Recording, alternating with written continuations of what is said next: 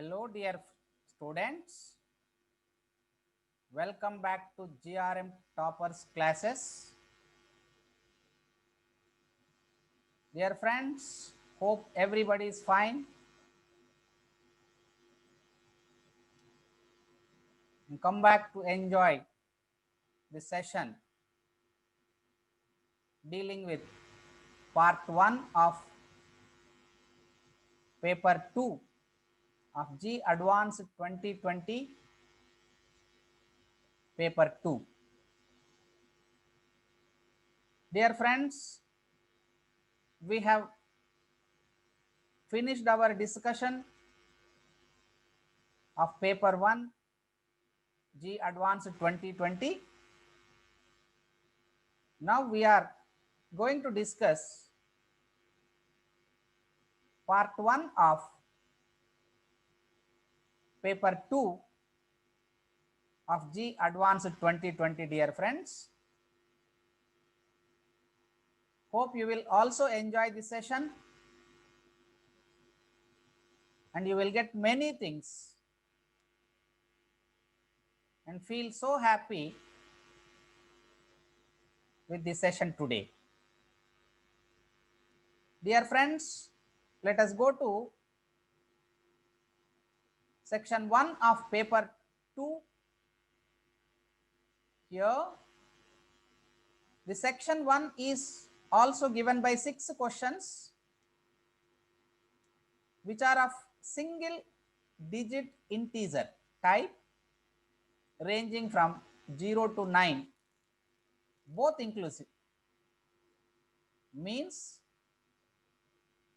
0 to 9 integers like 0, 1, 2, 3, 4 and so on up to 9. Answer of a question may be. So dear friends, let us discuss the solutions of this section now. Okay friends, now let us go to the first question of this section, which is given as, for a complex number z, let real part of z, this denotes real part of z,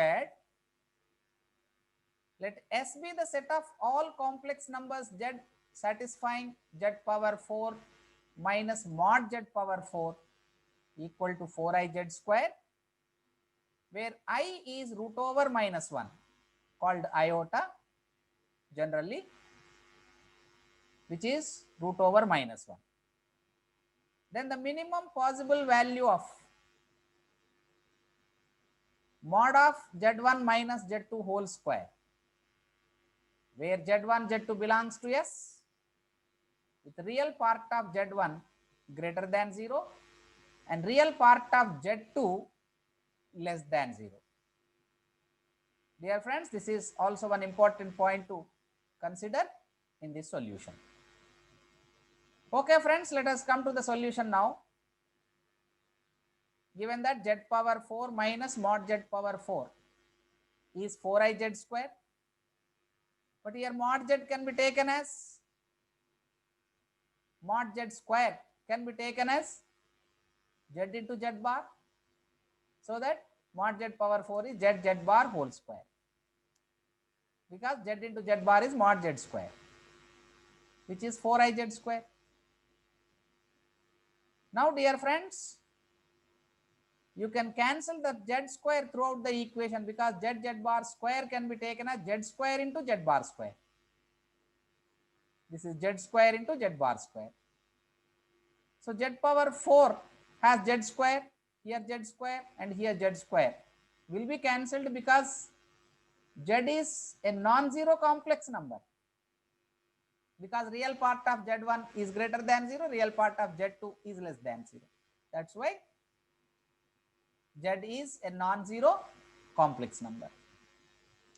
Now cancelling z square, the remaining is z square minus z bar square equal to 4i, which can be written as z plus z bar of z minus z bar equal to 4i. Okay friends, in general, considering z as x plus Iy, z as x plus Iy. So z plus z bar will be 2x, z minus z bar will be 2Iy. Now this is 4Ixy equal to 4I, hence xy equal to 1. And dear friends, you know, this xy equal to 1 is one rectangular hyperbola in first and third quadrants, like this figure, like this diagram, where one branch lies in first quadrant, another branch of the curve lies in third quadrant, whose asymptotes are the coordinate axis here. Now for the shortest distance between Z1 and Z2, for the shortest distance between Z1 and Z2, you can see this is the line of shortest distance, which is y equal to x, line of shortest distance, this one. So for xy equal to 1 and y equal to x, this point Z1 is 1 comma 1, point Z1 is 1 comma 1, and for xy equal to 1, in third quadrant both x and y are negative, no? Hence point Z2 can be taken as minus 1 minus 1. Yeah, here you can see that Z1 is 1 plus I, Z2 is minus 1 minus I in Argand plane. Whereas in Cartesian plane, it is 1 comma 1, it is minus 1 comma minus 1. Now, mod of Z1 minus Z2 whole square is nothing but distance between the points, which is nothing but 4 plus 4 equal to 8, as x1 minus x2 whole square plus y1 minus y2 whole square. Otherwise, you can substitute Z1 and Z2 here. Then you will have 2 plus 2i whole square, which is 4 plus 4 equal to 8 also. Therefore, dear friends, this is one easy question we can say. Just applying common properties of complex numbers, you will get this one as mod of Z1 minus Z2 whole square. Okay, friends, hope everybody understood this solution, and go to the next question. Yes. Coming to the second question now. The probability that a missile hits a target successfully is 0.75. Means that the probability of a missile hitting the target is 3/4 in order to destroy the target completely. At least 3 successful hits are required. Then the maximum number of missiles that have to be fired so that the probability of completely destroying the target is not less than 0.95 is. Okay, friends? Yeah. It is sure that this type of question we have answered for number of times in our practice. This is quite a common question of our preparation, and I hope we have practiced the same question. So it is sure question for everyone. Now let us try to answer this. But here one note we should notify that in the mission of missiles,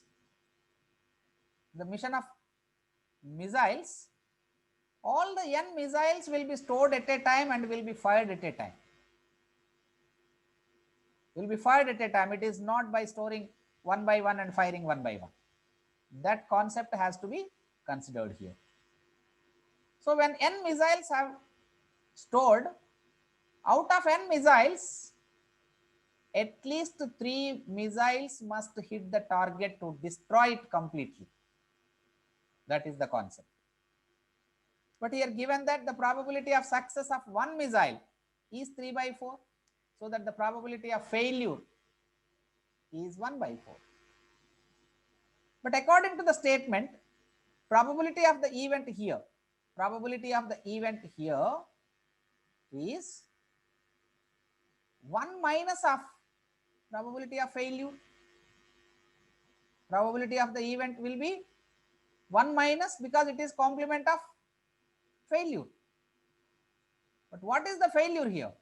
Out of n targets, if only either no missile or one missile or two missiles hit the target, but not the remaining, then the target will not destroy. Therefore, will be taken as 1 minus P of x equal to 0 plus P of x equal to 1 plus P of x equal to 2 according to binomial distribution. According to binomial distribution will be taken as the probability of this particular event, my dear friends. Yes. That should be greater than or equal to 0.95 according to the statement, because the probability of destroying the target is not less than 0.95. Therefore, it should be greater than or equal to 0.95. Yeah. That is the concept has to be applied. Just the remaining is only simplification. Then what you can take this P of x equal to 0 plus P of x equal to 1 plus P of x equal to 2 on this side will be less than or equal to 1 minus 0.95 equal to 0.05. But according to binomial distribution, what is P of x equal to 0? NC naught P power 0 Q power n minus 0, where P is the probability of success of every individual missile. So that P 3 by 4 power 0, 1 by 4 power n. When nothing is hit the target, then all will be failed to hit the target. Therefore, will be taken as NC0 3 power 4 power 0 of 1 by 4 power n. P of x equal to 1 will be taken as NC1. Out of n, any one can hit the target, but the remaining not. Therefore, NC1 3 by 4 power 1, 1 by 4 power n minus 1 plus NC2 will be taken as 3 by 4 square of 1 by 4 power n minus 2. Yeah, it is less than or equal to 0.05, dear friends. Now, because every denominator is 4 power n, just you can see every denominator is 4 power n, that you can take on the right side. And simplifying the numerators, so 3 power 0 is 1, 1 power n is 1, NC0 is 1. So that 1, this is 1 power n minus 1, 1 power anything is 1 only. So here NC1 is n, 3 power 1, 3, okay, 3 power 1 is 3, so that it is 3n. NC2 will be n into n minus 1 by 2 of 3 square 9, will be less than or equal to 1 by 20 power 1 by 20 of 4 power n. Okay friends, now simplifying this one, you will have this inequality has to be verified for different values of n here. Has to be verified because that is only the way of getting value of n here. Now for n equal to 2, you have LHS 320 but RHS 16. But here LHS should be less than or equal to RHS. No? Now by inspection, we are taking different values of n begin from 2. But of course, we need not go for n equal to 2 because just for curiosity, I have taken 2. But you have to begin at least from 3 because 3 missiles are minimum needed. 3 missiles. This is for only to verify, right? So for 3 it is 740. For LHS, RHS is 64. For 4 this is the case. For 5 this is the case. Still LHS is more than RHS. For n equal to 6, now you can see LHS is less than RHS. LHS. From there onwards, my dear friends, LHS will be smaller than RHS. So that this is the minimum value of n, where minimum number of missiles are required to destroy the target completely. So the minimum number of missiles is 6 is the right answer for this question, my dear friends. So hope everybody got this solution. And of course, this is one simple and famous question in your preparation. Now, dear friends, let us go to the next question number 3. Right. Here, let O be the center of the circle, which is origin here, where R greater than root 5 by 2. Suppose PQ is a chord of the circle and the equation of the line passing through PQ, that means equation of chord PQ is 2x plus 4y equal to 5. If the center of the circumcircle of the triangle OPQ lies on the line, then the value of R is the question. Okay, friends, now you can see this data from this diagram. This is the circle x square plus y square equal to R square, whose center is the origin. Now this is one chord, of course, not vertically, but according to the given equation. 2x plus 4y equal to 5 is this blue line, where P comma Q are the points of intersection with the circle. Now OPQ is this triangle, OPQ. Okay, friends. Now here, a circle through the points OPQ means circumcircle of triangle OPQ has the center C on the line x plus 2y equal to 4, which is a parallel line to this 2x plus 4y equal to 5. Now these two lines are parallel to each other, my dear friends. That's why I have taken this line parallel to this. Now the center lies on this line. Then ask to find the value of R. Okay, good. For this, you can proceed like this. So the equation of any circle through the points of intersection of one circle and one line can be taken as S plus lambda L equal to 0, where S is the circle and L is the line of intersection. Yeah. So what is this?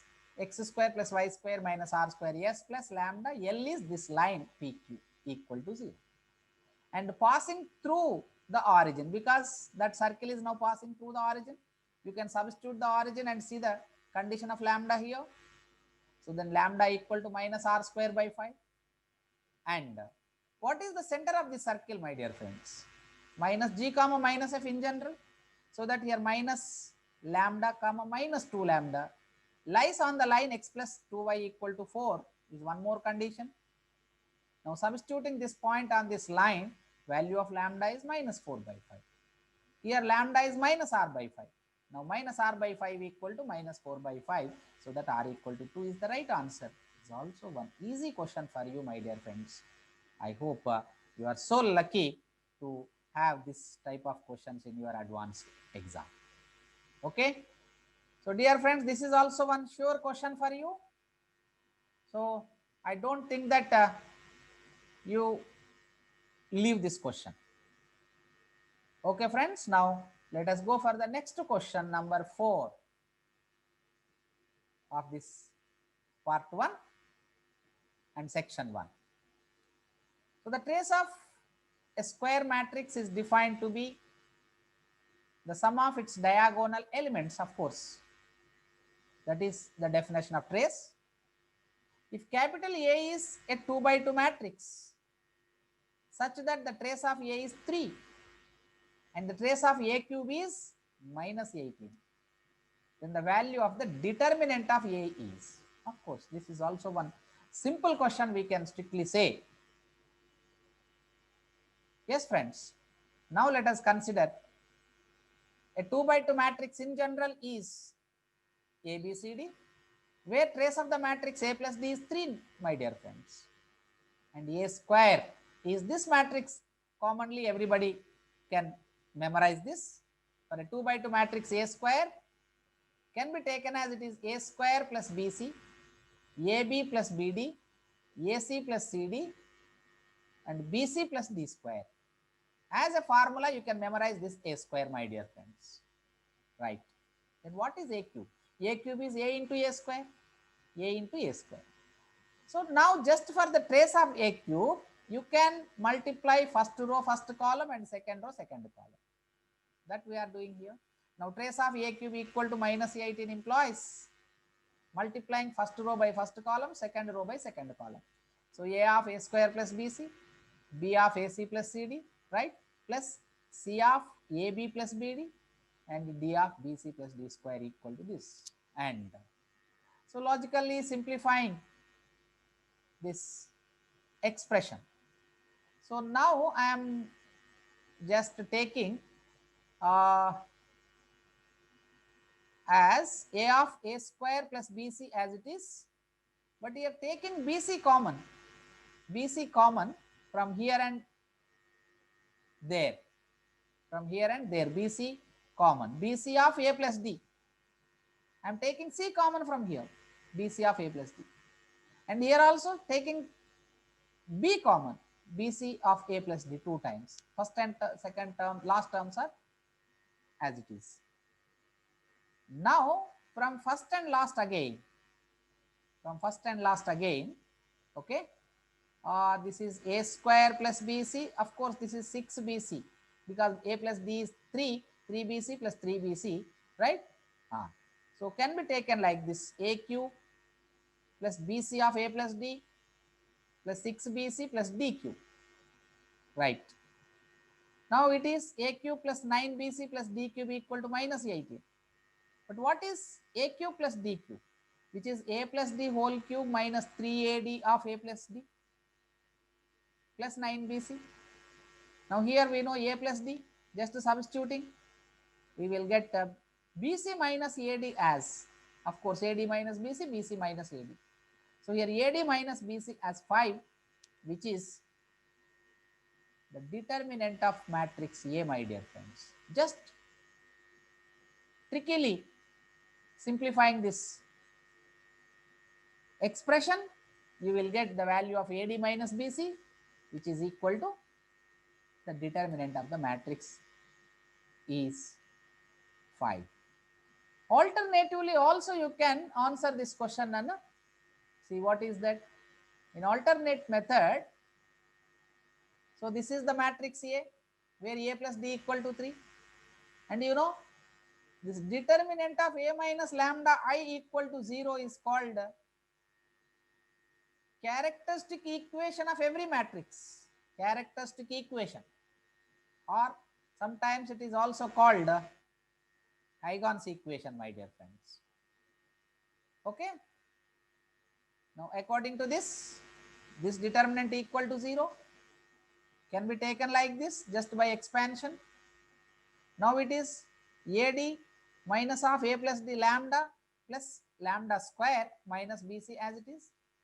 Now A plus D is 3. Now this lambda square writing first, lambda square minus 3 lambda plus AD minus BC equal to 0, where AD minus BC is the determinant wanted here. Let us say that is D now. So lambda square minus 3 lambda plus D equal to 0 at D equal to AD minus BC means that is the value of determinant. Okay, friends. Now you see here,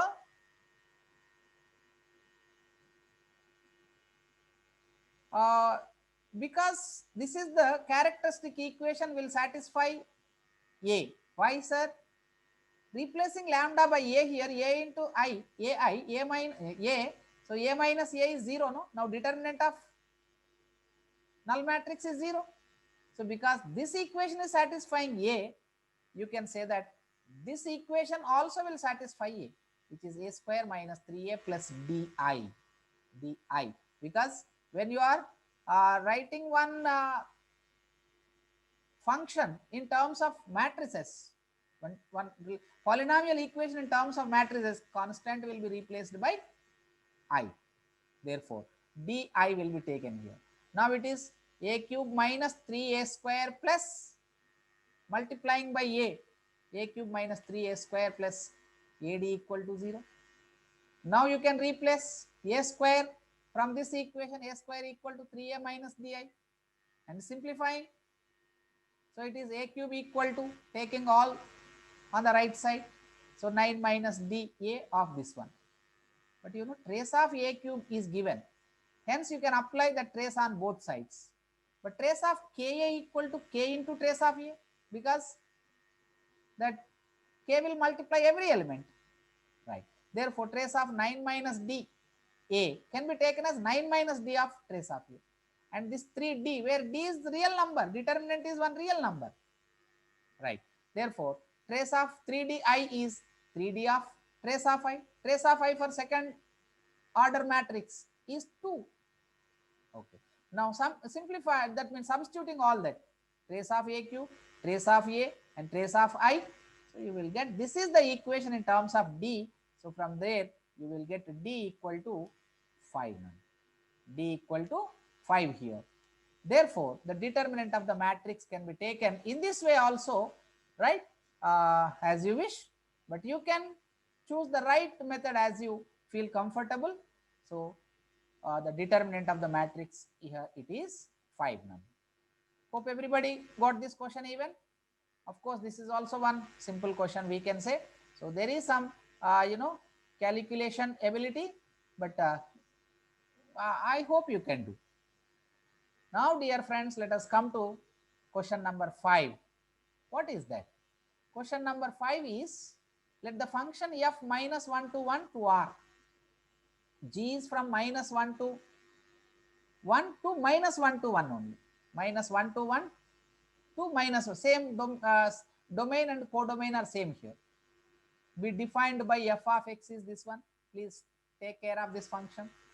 And g of x, this function x minus greatest integer of x, also take care of this function, where this denotes the greatest integer less than or equal to x.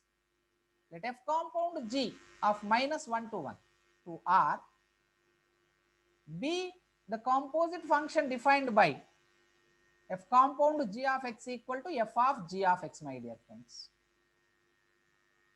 Suppose C is the number of points in the interval minus 1 to 1 at which f compound g is not continuous. From the function f compound g of x, C is the number of points in this interval at which f compound g is not continuous. And suppose d is the number of points in the same interval at which f compound g is not differentiable. Then the value of C plus d is. So dear friends, very clearly here we should get the number of points of discontinuity as well as number of points of discontinuity from this compound function, functional equation. Okay, so we should get that number of points. Okay friends, now coming to the solution of this, g of x is x minus greatest integer of x is fractional part of x, is one periodic function with the period 1. Yeah. Therefore, when g of x is periodic function, any compound function compounded by g of x, any compound function compounded by g of x will be also a periodic function with the same period, because f compound g of x is f of g of x. When g of x is periodic, so the function depending on that will be periodic. Okay. And what is g of x in this interval? G of x in the interval 0 to 1, because it is fractional part of x. Fractional part of x in the interval 0 to 1 is fractional part of x. Therefore, g of x equal to x in this. Therefore, f compound g of x also in the same interval will be f of x, because g of x equal to x. Right. Now, because g is defined in the interval minus 1 to 1, but whereas codomain of f is r, so f compound g can be taken in this manner. Okay, minus 1 to 1 to r. Okay friends, now once looking at this function f of x equal to modulus of 2x minus 1 plus modulus of 2x plus 1. Yeah, here turning points are 1 by 2 and minus 1 by 2, making individually 0. So here x equal to 1 by 2, here x equal to minus 1 by 2 will be the turning points of this modulus functions. Therefore, within these two turning points, it will be a straight line, because the common diagram of mod of x minus alpha and the mod of plus mod of x minus beta will be taken like this. It is like a channel. On the left side, it will be decreasing. So from this turning point to this turning point, it will be a constant, will be horizontal, and from this point on the right side will be increasing, right? So on the left side of minus 1 by 2, both will be taken as negative. On the right side of 1 by 2, both will be taken as positive.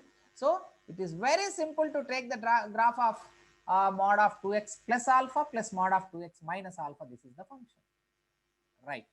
So then what is f compound g of x in the interval 0 to 1? Just now we have seen f compound g of x in the interval 0 to 1 is f of x only, right? So because this is f of x, therefore f compound g of x will be also same as this f compound g of x also same as this in the interval 0 to 1. Yes, so of course this is the graph g of x, need not worry about this.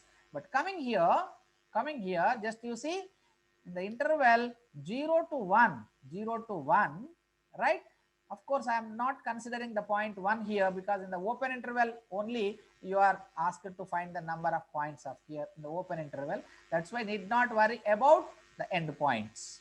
Okay, now here in the interval 0 to 1, closed 0, open 1, this is f compound g of x, which is same as f of x.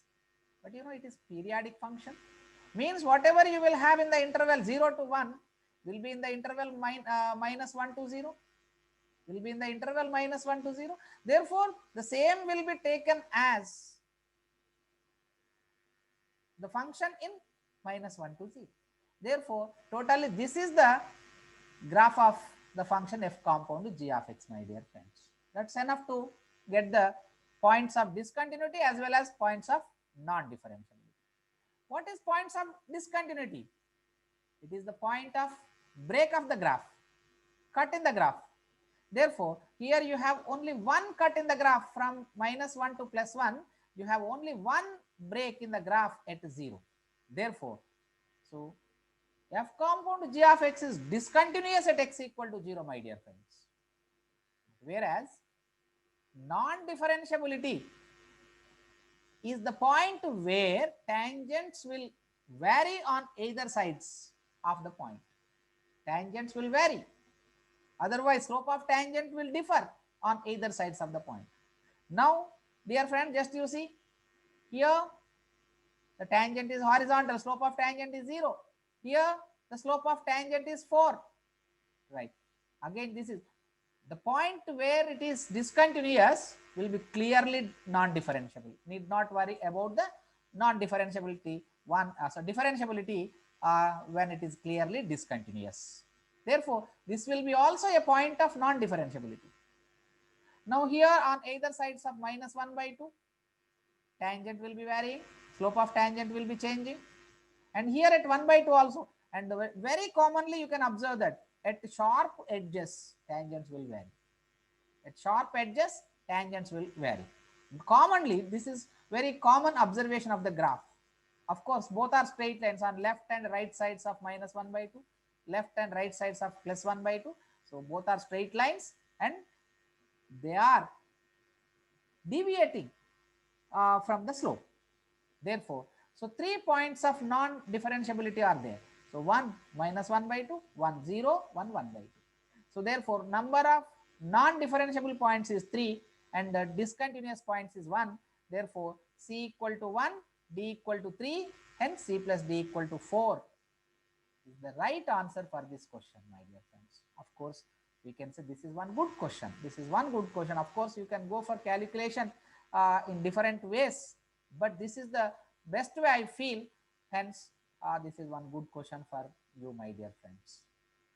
Okay, now coming to this next question number 6, which is the last question of this section, right? Dear friends, you are given to evaluate this limit.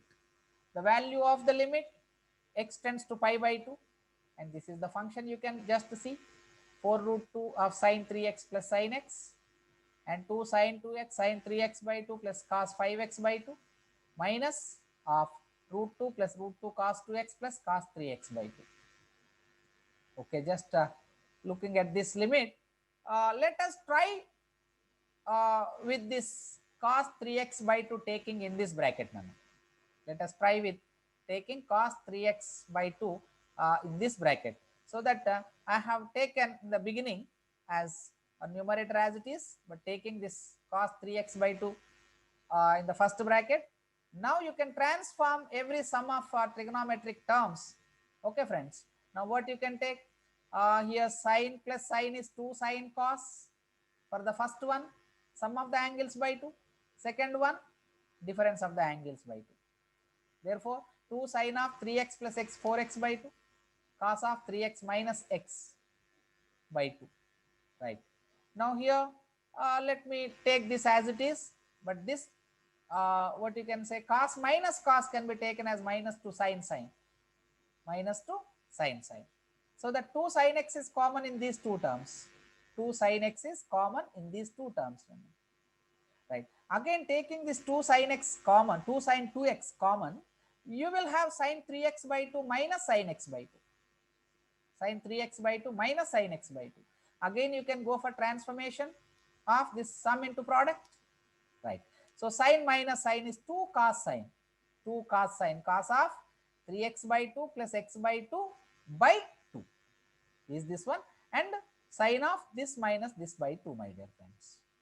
And what you can say, totally this bracket will be taken as 2 sine 2x, 2 cos x, sine x by 2 minus, from here onwards, this root 2 plus root 2 cos 2x. From here onwards, what you can take, taking root 2 common, this is 1 plus cos 2x, which is 2 cos square x, will be continued. Now here, this 2 sine 2x can be taken as, that means sine 2x can be taken as 2 sine x cos x. So that cos x, this cos x, and of course 2 also, my dear friends. Also you can take 2, right? If you want, otherwise just you can take cos square x common and you can cancel with this cos square x in the numerator. Yeah, that I have taken. Here cos square x, cos square x, cos square x will be cancelled. Now the remaining will be what? 4 4 the 16 root 2 sine x. Because this cos square x is the cause of indeterminacy here. Because of that cos only you will get, this is 0 by 0 form. This is 0 by 0 form. So once cancelling this cos square x, now you can verify. So it is 16 root sine x by 8 sine x by 2 minus 2 root 2. Right? Of course, 2 can be also taken common and you can cancel, but no need, even later you can cancel them. Okay, friends. Now, substituting x equal to pi by 2, let us verify the indeterminacy of this limit. Sine pi by 2 1, no problem in the numerator. So this is sine 1, sine pi by 4, 1 by root 2. 4 into 1 by root is 4 root 2. 4 root 2 minus 2 root is 2 root 2. So no problem with the even denominator also. So that is 16 root 2 by 4 root 2 minus 2 root 2. So 16 root 2 by 2 root 2 will give you 8 as the correct answer of this question, my dear friends.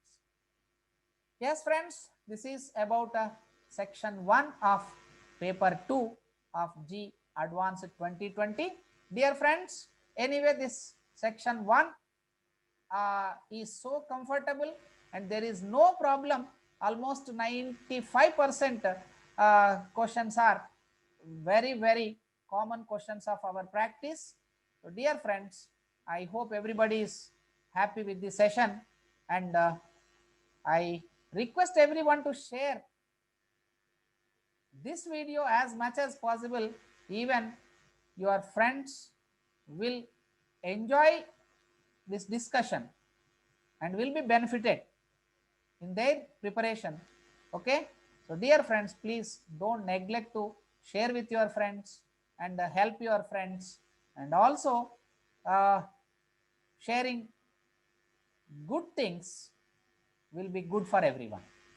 Yes, thank you, and please wait for the next part of paper 2 coming very soon. Thank you, friends. Have a nice time.